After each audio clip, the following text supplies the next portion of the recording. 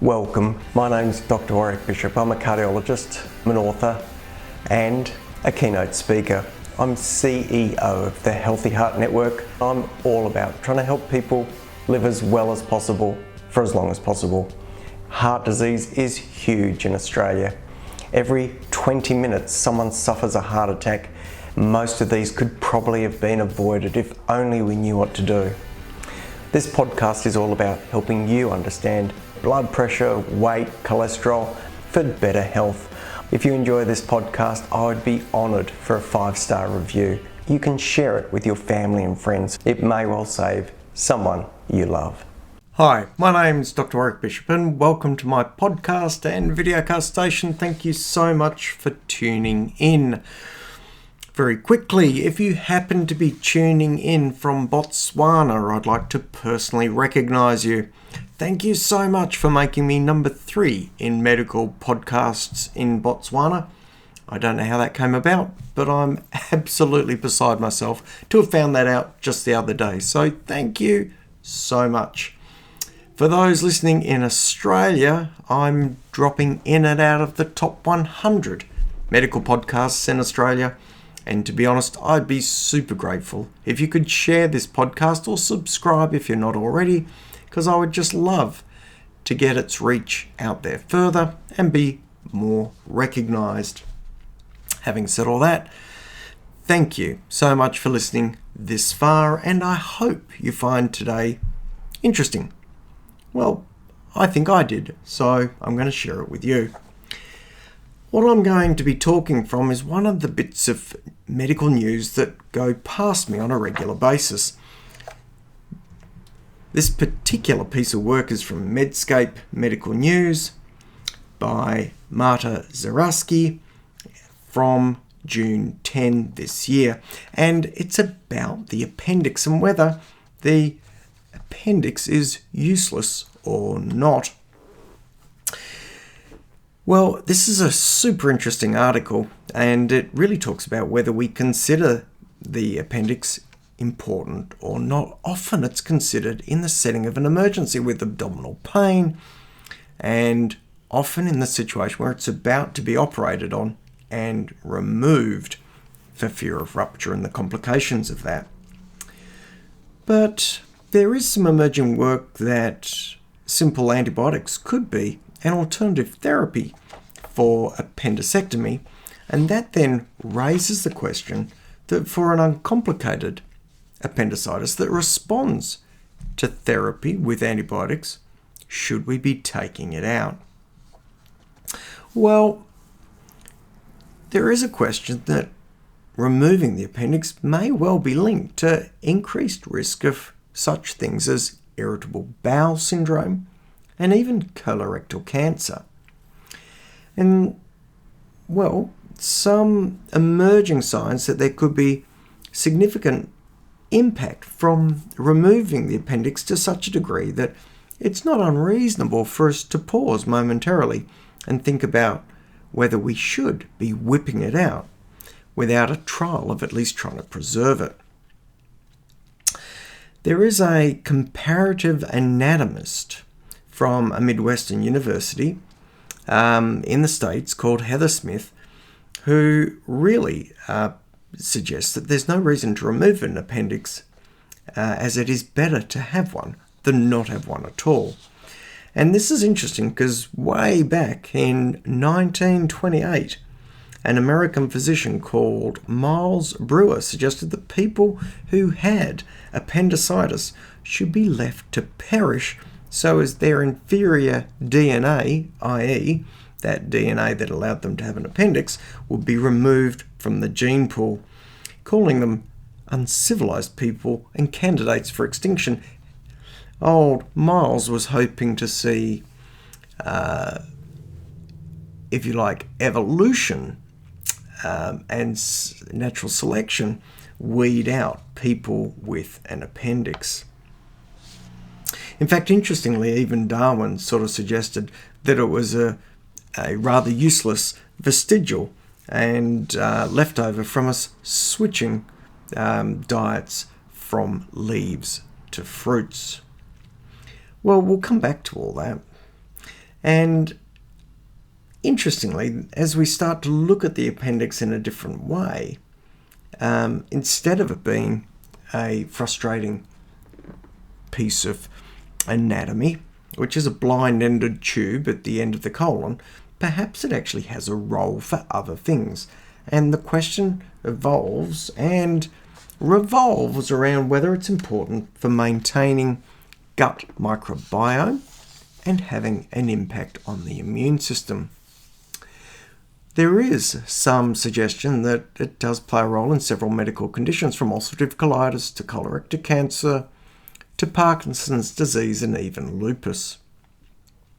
This is significant because roughly 300,000 Americans will undergo appendicectomy each year, and it is worth us trying to figure out whether it's important to try and keep it or not. The appendix is a small blind pouch, a little sausage, if you like, that only has one end open to the colon, the other end closed, and it's attached to the large intestine, just past the junction of where the small intestine meets the large intestine. Interestingly, not all animals have one. It's been found in several species of primates and rodents, as well as in rabbits. It's in wombats, so there's an Australian flavour to it. And other mammals don't necessarily have one. Dogs and cats, for example, don't. Interestingly also, although the appendix looks like a big fat worm, it has different sizes in different animals. For example, a beaver has a large, thick appendix, while a rabbit has a long, spiraling appendix. Looking at comparative anatomy studies, trying to understand how evolution has impacted the appendix, there appears to be at least 29 times throughout mammalian evolution where there's been some change in the function of the appendix, pointing to it having potentially, or quite reasonably, some adaptive function. There was a French study where scientists looked at data from 250 plus species of mammals, and these were all mammals in a French zoo. They discovered that those animals that had an appendix seemed to live longer, and one possible suggestion was that the researchers suggested that an appendix may have a role in preventing diarrhea. The same study looked at the records of 45 species of primates housed in the same zoo. Scientists established that the primates with appendices were less likely to suffer diarrhea than those that didn't possess the organ. So it might be that the appendix has a role in reducing bowel troubles. The opportunity to test this on humans is probably unethical, but nonetheless still gives us cause for thought. There was a study that compared people with an intact appendix with a history of appendicectomy versus people with a history of appendicectomy, and these were shown to have more than double the risk of developing a serious infection with non-typhoidal salmonella, the type that might require hospitalization. So a question about a protective role. If you think about this little pouch that sits within the colon, you could quite reasonably ask if the appendix acts as a safe house for beneficial gut bacteria. Think of a severe infection that might completely clear out the gut, maybe something like salmonella with watery diarrhea, no feces in the bowel, everything washed out. As the diarrhea clears out all that bowel it takes with it, or the microbiome.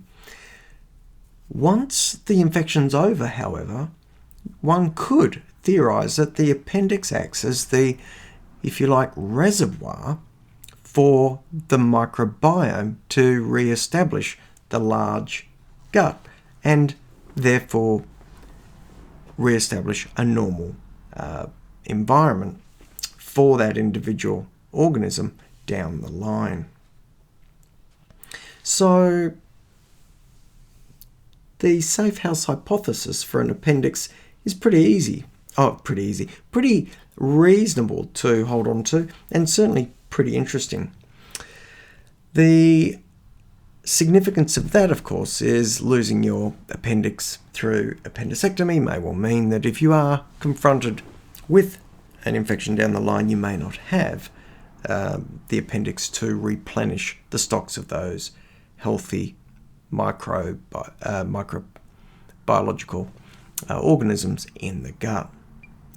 It does seem that the appendix has a second function as well, and it may serve as a bit of a training camp for the immune system and picks up the environment, looking for markers where the immune system may well become activated. In fact, the human appendix is enriched in special cells known as M cells that in fact act at detecting and capturing invasive bacteria and viruses and presenting them to the body's actual T-cell immune system. So if we dwell on the beneficial bacteria storage and the immune system, it may really explain why the appendix appears to be linked to various diseases. So a Taiwanese study looking at people who'd undergone appendicectomy pointed to people having a significant increased risk of irritable bowel syndrome if they'd had their appendix removed, to such a degree that some authors have written that if you've had your appendix removed, you should be under surveillance for development of irritable bowel disease. Similar data seems to have linked type 2 diabetes with people who have had an appendicectomy, which is sort of interesting, and also an increased risk of lupus, particularly so in women. There's a bit of contention as well, and some of the links of appendicectomy include such things as Parkinson's, ulcerative colitis, and colorectal cancer, which I've touched on. It is interesting to note that in a small study in 2019, the performing of an appendicectomy led to a third of patients improving their ulcerative colitis when the appendix was removed. So what's going on? The appendix appears clearly to have some role in immune function. Where that sits, it's going to be hard to know. I think time will tell. Such things as colorectal cancer being linked with removal of the appendix will, I think, lead to more insight and observation around this space. And it is interesting to note that when it comes to Parkinson's disease, there's a protein within the appendix called alpha-synuclein, which can accumulate in the brain and could be linked to early and progressive Parkinson's disease. But this has not been shown, and it's been conflicting in different studies. So where does it leave us? Probably if antibiotics can prevent us having an appendicectomy, it might not be a bad idea to keep hold of it. It probably was put there for a reason. However, if we are going to use antibiotics to clear an appendicitis, i.e. treat the bugs that are inflaming the appendix, could that very antibiotic therapy alter the reservoir of good gut bacteria that the appendix is holding on to?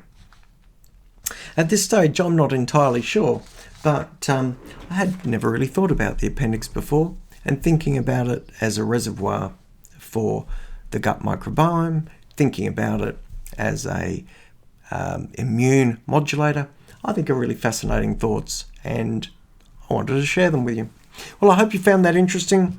Whether you've got an appendix or not, I do wish you the very best. I hope you live as well as possible for as long as possible. Take care, and bye for now. Join the Healthy Heart Network and become part of our growing community. If you're interested in your heart health and risk of heart attack, then join the Healthy Heart Network for only $5 as a lifetime member. This represents $55 worth of value. We offer and help people understand their present state of heart health, what their current level of risk is, and the positive steps they can take to improve their risk of heart attack in the future. Go to www.healthyheartnetwork.com.au and click the Join the Family button.